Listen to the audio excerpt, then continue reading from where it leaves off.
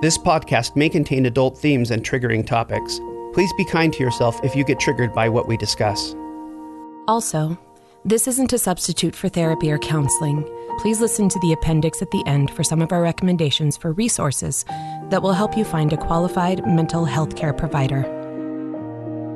Now, we take you to a time in the near future where emotional abuse has been appropriately deemed a crime, and the survivors find a home to reclaim their lives and freedom.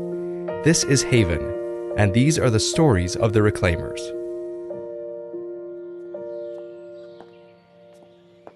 Pheeny, wait up. Hey, I was worried about you. that's an interesting way to apologize for yelling at me. Yes. So I forgot to send you the updated Persy translator that tells you all the interesting ways I now say things. Okay. I know you're okay when you're making jokes.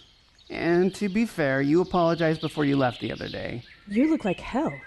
Yet another interesting way to start a productive conversation. I'm scared and I don't know what to do, and you look like hell. Better? Actually, yes. I think that's the first time I've heard you say that you're scared in 24 years. Yeah. Has it been that long? I don't like to be scared, Pheeny. You know, I haven't really cultivated my fear handling skill set. Yes, I do know that. And Persy, we go at your pace. I'm committed to that. I'm not going anywhere. I'm your advocate first, your best friend second. I always will be, and we both know you wouldn't be as afraid of all this if the Empath Council was at least aware of his history with you. Pheeny, we're going to try something different when it comes to this particular disagreement. Whoa. Yeah. Okay, I guess I haven't gotten the updated Persy translator. I've never felt this much transparency from you during discussions like these. Okay, I'm listening. Let's give it a shot. What does that mean? Something different like what? I'm going to tell you a story. All right. I'm all for using narrative to find a common perspective. Let's go for it. Woman's walking down the street and she falls in a hole. I feel like I've heard this before. No, this isn't that one. Oh, damn. Continue. She falls in a hole and she can't get out. Along comes a psychiatrist and he says, "Hey, I can see you're depressed about being in that hole. Here's a prescription." He tosses it into her, wishes her well, and continues walking. Am I supposed to be the psychiatrist in this story? No, don't do that thing where you try to guess. Just listen. Then along comes a politician. He sees her and says, "Oh no, you're in a hole. I'm going to write a law about making holes illegal." So he dashes off to write the law. It's about the reform? No, listen. Along comes one of her friends. He sees her in the hole and jumps in the hole with her. She gets pretty upset about this. She just says, "You jumped down in here and now we're both stuck." And he replies, "No, I've been in this hole before and I know the way out." Oh. Pheeny, no one else would have jumped in this hole with me. But you did, without even thinking about it. When I came back from the encampment, do you remember the first thing you said to me? No. You said you look like hell. Oh, yeah. I did. And it sucked. And it worked. And it helped. And it just brought out so much of the hurt from the hole, where I could look at it, work on it, resolve it. You didn't have to stay there for that either, but you did. You're my best friend. How could I not? And I'm grateful. And I'd have done the same for you. And in all our arguments, I never really used this empathy gift I've got in the right way. I've blocked you in hundreds of ways, but the worst is that I haven't put myself in your shoes. You didn't know the way out of the hole, but you jumped in anyway. Thank you. That means a lot. Thank you. You mean a lot to me. But we've got a problem, though. What's that? Well, we got so much of the hurt out, but I'm still down in this hole. Oh, Persephone. I never heard you admit that you're still down there. I couldn't admit it because I've been scared you'd try to follow me down again. And this is a trick hole with trapdoors and all sorts of demons. And I watched the head demon attack you last time when you jumped down here. And I just can't do that again. I can't. I'm the one in the hole. And I'd be grateful if you'd let me just deal with the demons and you stay up there where it's safe. Because if I have to fight the head demon over your safety again, I'm not going to make it. I get it. I know. Mind reader, duh. For what it's worth, I remember how you got us out of Boston after graduation. I still marvel that you got us both into Stanford and after the application deadline even. I'm not the only hole jumper inner. Hole jumper inner, huh? I had to get you away from him. He was gearing up for something huge, and I couldn't have you near it. Okay, the story worked. I'm not going to push for you to report him because you're right. I don't know the way out of this. I'll admit something else. I don't either. But I definitely know what doesn't work. I've been down here long enough that I know the demon has patterns. He goes in a familiar routine. I just have to give him some space, some time to, I don't know. Westlee talked to you? Yeah, and she's right. I have to get out of Mycroft's way. Let him just show his true colors. And if he takes you down in the process? Oh, I am planning on that. Westlee and I made this grand plan the other night about how I could go into lobbying, and Addie was nearly giggling, thinking of me doing that all the time, empathizing the hell out of many an elected official. And Westlee helped me see. My career isn't over if we lose the Haven. I wish I could be the voice of optimism here and say some huge epic speech all about how it's going to be okay and we're all going to fight and keep the Haven. But I was rereading the numbers report the other night, and Daniels has been profoundly thorough in his justification. The budget can't support the ongoing Haven without some sort of committee funding or ongoing return on public safety. The money just isn't there. Yeah, I feel the same pessimism, and I just wish we could be allowed to raise more money on our own. Profoundly thorough. Never fall into a hole with a type A malignant narcissist. And Persy, there's one more thing. Yeah. You haven't even mentioned Ben. Ah, yes. We're going to hear from him today, aren't we? I hadn't checked the daily from Westlee and Alcorn, but I could tell Addie was holding back before I left this morning. I was reviewing the cons of our first meeting with him. Do you remember what you said when we first met him? Which thing? There was so much going on that day. Remember, Addie went into labor that night. Oh, yeah. You said he looked familiar. Did you ever figure that out? No. I was going to... Hey, Persy. Hey, Pheeny. Sonia, you okay? Yes, I am. Extended sessions with Jeanette, bless her, and I feel much more balanced. I just keep thinking to myself, Sonia, he's already bullied you on the witness stand. He's unlikely to call you back, so there's really not a high likelihood that you can screw something else up for Persy. Sonia, you did great the other day. You told the truth, and that's what I needed. Jeanette said that with narcissists, you can't always believe that the truth will set you free. You sound almost happy about that. Maybe not happy. I'm just practicing radical acceptance and using delay distract to deal with all of this because it's too overwhelming. So I'm also trying out morbid happiness from delay distract. You know, trying to celebrate that this is the worst it can get. Whatever it is, it's working. I can feel the zen emanating from your emotional field. Thanks. Hey, Pheeny, can I talk to you for a minute? Wow. Sonia, that's quite a block. Whatever this is, I'm not going near it. I'll go make sure Westlee and Truman have seats for us. Pheeny, thank you. Back to our conversation from before. I'm not going to follow you down there. I'll stay up here where it's safe. But only for now, okay? I'll take it. See you both in a minute. Okay, so what's up with all the block tricks? I didn't want Persy to read me. Is that what the zen thing is about too? Oh no, that's really using delay distract to cope with this. Well done. What don't you want Persy to read? Truman talked to me, I'm in. In to do what exactly? He didn't tell you his plan? No, he's being a punk. Ah, I see. Well, I need something from you. What's that? Percy's client roster from before the Haven. I double-checked with Westlee's friend on the police force and a couple of the staff on the certification council at the Haven to confirm that her client roster prior to the Haven was already released to the public in Percy's application for director. Wow, proper channels and everything. All right, let's VidCon Jeanette in a bit and I'll let her know you're authorized to have it. And Sonia? Yep. You really think you can keep something from Persy on a long-term basis?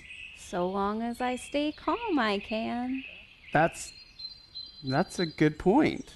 Did Truman talk to you about Persy and his new client? Yes, and we figured it out. Figured what out? Intact trauma bonds. That makes you really happy. It took us 2 days of research and talking to figure it out. It's a working theory, so Persy uses her empathy to read emotions, and then she can tap into thoughts. Okay, right. She's always said that she can only read people when emotions are high.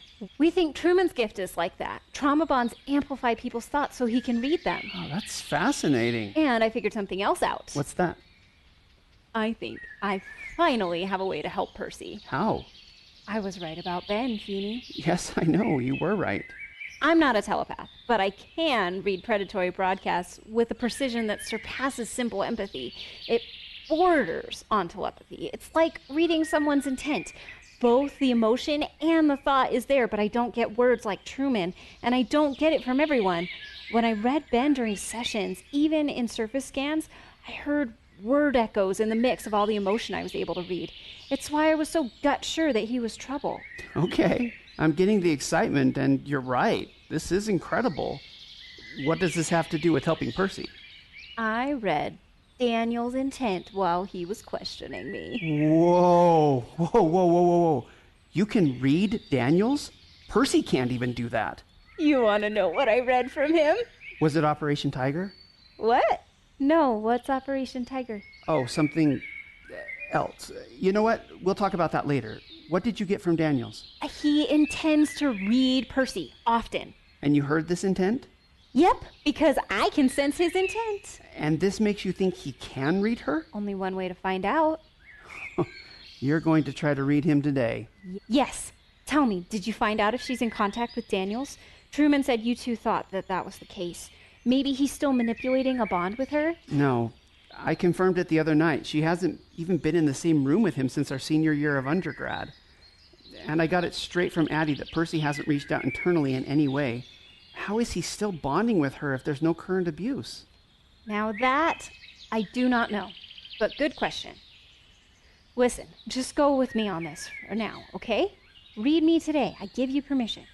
Okay, that works. Also, if I'm right, Yeah?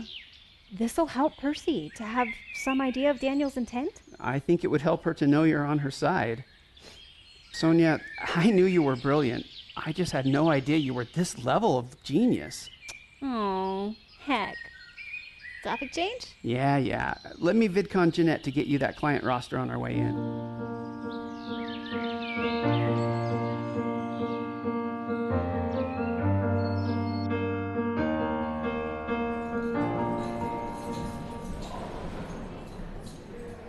I call these proceedings to order. Order! The committee calls Mr. Bradford Benedict to the inquiry stand. Percy's asking me what we talked about. Tell her Truman and me came up with a way to help her. Sly, Sonia. That's true enough, but not the whole thing. We're dealing with a survivor who's effectively avoided confronting her abuse for many years now. I think telling her everything will only push her away. Okay, I'll tell her. And you accept the provisional oversight of the Empathic Council, even past a surface scan, if they feel it necessary? I'm an open book, Senator. Go for it. Thank you, Mr. Benedict. You are most welcome, Senator Gold. I yield the time to Senator Everett. Thank you. Mr. Benedict, will you please tell us your relationship with the Haven? I was a survivor in residence. Under false pretenses? Yes. And what were those pretenses? That I had been emotionally abused by a business partner. And that was false? Yes. Why were you actually there? May I remind the senator that direct questions such as these do not have to be answered by the witness? No, it's okay. I'll answer any question. Did you catch that? Oh, yeah. Ben's terrified. What are you getting? Ben is surprised by this. He declined representation. I think he thought Mycroft would protect him. Oh, Percy's anxiety just shot through the roof. She's reading Ben. Tell her to cut that out. She needs to focus. I will repeat my question then. Why were you actually in residence at the Haven? I was given a directive by a committee of members who wanted to develop an ongoing campaign to address the Reclamation Center's ineffective approach to advocacy, consent, and victims' rights. Who belongs to that committee? One moment, Senator. I want to say this as it's supposed to be said. He's stalling. Why? To protect Daniels. Senator Everett, I am exercising my Fifth Amendment right to remain silent. I also decline the oversight by the Empathic Council at this point and moving forward. You decline to answer the question. And you don't wish to have the assistance of the Empath Council? Yes, I decline. And no more Empath Council. All right. I yield my time to Senator Gold. Mr. Benedict, how did you come to be at the Haven? I contacted Senator Alcorn and asked her to help me. You presented a false story to get her help? Yes. Did you intend to use her connections to gain a place of residence at the Haven? Yes. To execute the start of a campaign intended to investigate the Haven. Would you agree with that wording? Yes. Please tell us about the events that led you to leave the Haven. I was sending a message to someone, and while sending that message, I felt a sudden broadcast from Miss Jarrett. What was the broadcast? Gotcha. And after that? I felt concerned that her scan went beyond the Haven's professed line of consent, so I left as fast as I could. You left because of her scan? Yes. I didn't feel safe. You had no plans to leave before that time? Not permanently. I had intended to travel to a home I have in D.C. for an overnight trip. So you didn't feel safe, and that caused you to plan to leave? Yes. What do you think Ms. Jarrett meant by her broadcast? That I couldn't say. I'm not a mind reader. Of course not. I yield my time to Senator Daniels. Thank you. Oh, he's terrified. Even I'm getting that. Also... What? Pheeny, I think he hasn't seen Daniels since before the Haven. You got that? Yeah, Pheeny, I think Daniels has been giving him the silent treatment. Oh, Ben. Thank you for being here with us today, Mr. Benedict. Of course. You still want to invoke the Fifth to that earlier question? Yes, I do. So you would be unwilling to say that I am on the committee you mentioned previously? Senator Daniels, may I remind you I would remind my esteemed colleague that I have previously disclosed this committee and that it is not senatorial. It has no conflict of interest per the documents I shared with the entire committee. May I review the documents?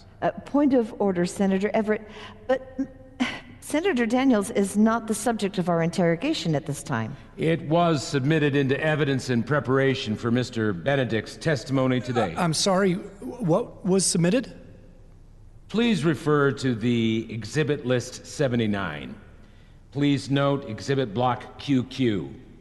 The disclosure I am referencing falls within 16.7 of that block and attached all documents related to my ongoing work with the post-war tribunal that was later commuted to the Foreign Relations League Task Force, a non-senatorial diplomatic mission under direct supervision of the Foreign League Committee, which is chaired by the United Nations. As I'm sure you can agree, Senator Everett, there is no conflict of interest here.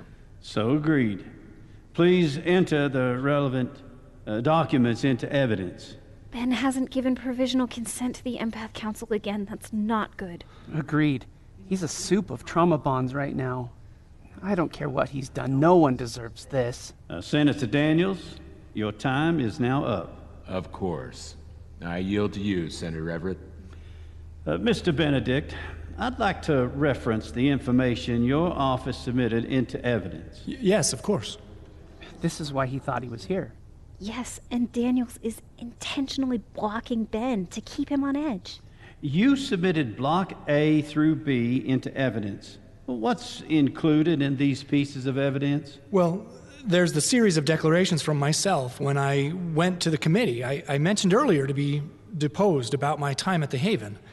There's also my deposition documents in my time with this committee where I answered questions regarding the consent practices I observed. And what did you observe? That Other than my single experience with Miss Jarrett, I witnessed constant vigilance toward maintaining consent practices. How so? Dr. Soleil and Dr. Colossi explained the consent practices to me in the first session, and in every session after that. The rules were followed as they explained. Oh, I'm over my time. Wait, I'm not done answering your earlier question about the evidence.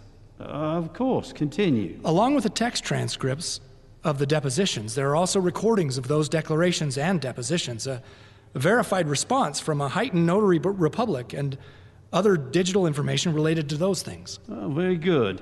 And what is not included in that exhibit block is an audio file that I intend to enter into evidence at this time. Point of order. We have received no such notice of this evidence, and Mr. Benedict was provided ample time to Evidence can still be entered, Ms. Lynn. There is nothing stopping Mr. Benedict from entering evidence to provide context for his actions. And may I remind the committee and the inquiry in general that Mr. Benedict is not the subject of this investigation. This timing is quite suspect. He couldn't have even entered it this morning. Surely he knew before he came into court today. He had the materials preloaded on the VidCons. I didn't want to enter it. I was hoping I wouldn't have to. Chambers v. Mississippi, Mrs. Lynn. This is ridiculous. I must be allowed to provide information relevant to the reason I was called for questioning today. That's only relevant in cases where you're on trial. There's no defense needed because there can be no criminal outcomes from today's proceedings. Order. Order. The two counsels will remember that this is a Senate inquiry, not a trial. Miss Lynn is right. There will be no sentencing as a result of this inquiry. There will be in the court of public opinion. Order, Mr. Benedict, order. The evidence is admissible under the rules of procedure. Please take your seat. Thank you. As I was saying, the evidence I'd like to add is a case file, including recordings related to a survivor in residence at the Haven by the name of... A reminder that all survivors are protected under the Victim Identification Act. You may only identify the survivor at this time by their initials. Of course. Her name is K.H. She was assigned to Dr. Colossi, and I have supplied all relevant declarations of how I legally obtained the case file and what it contains. I must yield my time to Senator Gold. With this new evidence, I believe it would be in the interest of the inquiry to take the time to listen to the recordings provided and review the declarations now on record. So I yield my time back to the inquiry. Point of order. Senator Everett, I would like my time before we break. Of course. Mr. Benedict, how do you and I know one another? We met through my... No. I mean to say, what is the nature of our relationship? Professionally? I'm happy to... I purposefully left my question broad in the hopes that you'd feel free to answer candidly. I'm not afraid of the public knowing. Are you? We are dating. Order. I will have order. I said order. Point of order. Doesn't this represent a conflict of interest, Senator Daniels? It would, but it's why I brought it up before we had a break. I wanted to be sure to bring it to light so that no testimony can be called into question. Of course you didn't. But under the rules, a romantic relationship would need to be disclosed before... Yes, we were dating. Mr. Benedict, how long has it been since we've seen one another in person or spoken to one another in any way? Wait for it. This explains a lot of Ben's reactions during session, doesn't it? Holy Chopin, yes it does. He was being victimized, and I didn't even know it. It's been approximately 19 months since the last time we spoke. And in that meeting, did I indicate that we shouldn't see one another? You did? You did indicate that we should stop seeing one another. So as you can see, my esteemed Senator Gold, That's why I ensured that Mr. Benedict's contact records for up to 24 months until present were entered as part of evidence block QQ as well. So acknowledged. We will now break to review the evidence just entered. Please plan to return to this afternoon at 1500 hours. I'm going to talk to Ben. No, you can't. But he's in pain, Pheeny. I can't just leave him there broken. If you talk to him, it will endanger everything. Fine. I'll go talk to Truman. Good. That's fine. Pheeny? I just figured out who KH is. I gotta go.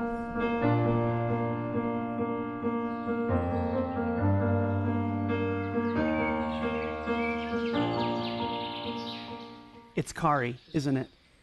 Yes. Whoa, sensing that for sure. Tell me about that bundle. We don't have time to do the whole advocate thing. That shame is huge, Persy. What did you do? I don't know how I got it legally. There's no way in hell he got it legally. Got what? Pheeny, I never filed the report with the Haven. Persephone. I'm in this hole, and there's things about the hole you don't know, and I made a choice. Yeah, but we had a deal. That night after Kari was transferred, we had a deal. I have to go talk to Westlee, and I gotta go find Alcorn. She's gonna want to be here this afternoon. I'm sorry I hurt you. I'm getting the anger. We aren't going to talk about this right now because we have an even bigger problem.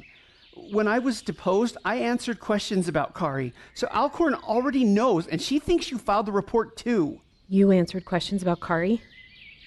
I never got questions about Kari. Persy, you don't have time for that trigger. Go find Westlee and tell her everything, now.